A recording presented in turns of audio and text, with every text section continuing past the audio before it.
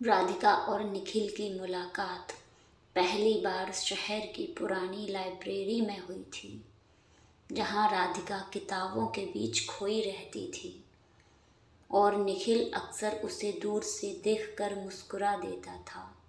उस दिन बारिश हो रही थी और जब राधिका बाहर निकली तो तेज हवा में उसकी चुन्नी उड़कर निखिल के हाथों में आ गिरी। दोनों की नज़रें मिली तो पल भर के लिए जैसे समय थम गया हो। निखिल ने हल्की मुस्कान के साथ चुन्नी लौटाई और बोला, लगता है बारिश आज कुछ खास करने वाली है। राधिका शर्मा गई, लेकिन उसके होठों पर भी मुस्कान आ गई। उस दिन के बाद दोनों की मुलाकातें बढ़ने लगीं, कभी चाय की दुकान पर तो कभी उसी लाइब्रेरी के शांत कोने में। बातें करते करते कब दोस्ती गहरी मोहब्बत में बदल गई, उन्हें खुद भी पता नहीं चला। एक शाम नदी के किनारे बैठे हुए, ठंडी हवा चल रही थी। राधिका के बाल बार बार उसके चेहरे पर आ रहे थे।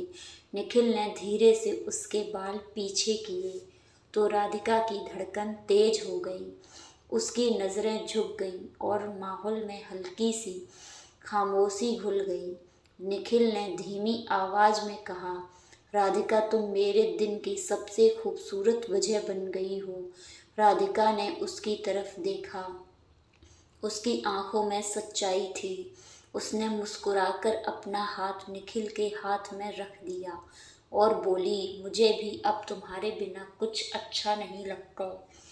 उस पल दोनों के बीच की दूरी जैसे खुद ही मिट गई हो। ढलती शाम में उनकी मोहब्बत और भी गहरी होती चली गई। नदी किनारे उस शाम के बाद राधिका और निखिल की दुनिया जैसे बदल गई हो।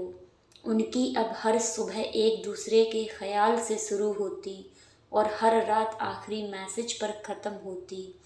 एक दिन निखिल ने राधिका को पुराने किले की छत पर मिलने बुलाया। जब राधिका वहां पहुंची तो चारों तरफ हल्की पीली लाइटें जल रही थी और हवा में गुलाब की खुशबू घुली थी। राधिका हैरान रह गई। निखिल धीरे धीरे उसके पास आया।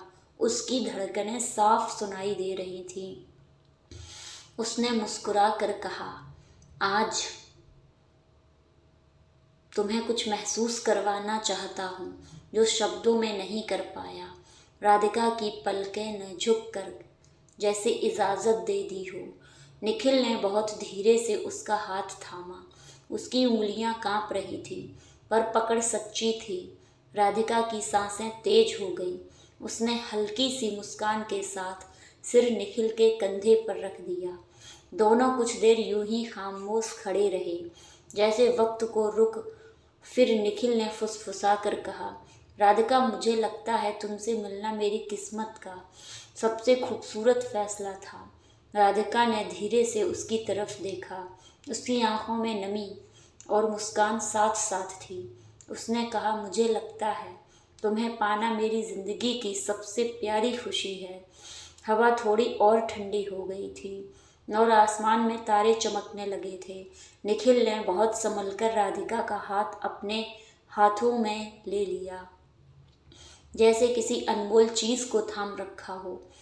राधिका का दिल जोर से धड़क रहा था, पर उसे पकड़ में अजीब सी सुरक्षा महसूस हो रही थी।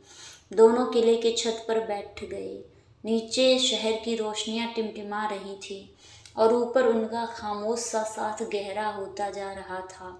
कुछ देर बाद राधिका ने सिर निखिल के कंधे पर टिकाते हुए धीमे से कहा, अगर ये सपना है तो मुझे कभी मत जगाना।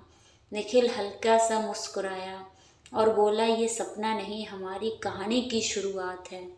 अगर मैं चाहता हूँ ये कहानी हर दिन और खूबसूरत होती जाए। तो उस रात उन्होंने ज़्यादा बातें नहीं की, पर उनके बीच की खामोशी भी मोहब्बत से भरी थी और वहीं से उनकी प्रेम कहानी और गहरे सच्चे रिश्ते में बदलने लगी। ऐसी ही कहानी सुनने के लिए हमारे चैनल को सब्सक्राइब कर लें।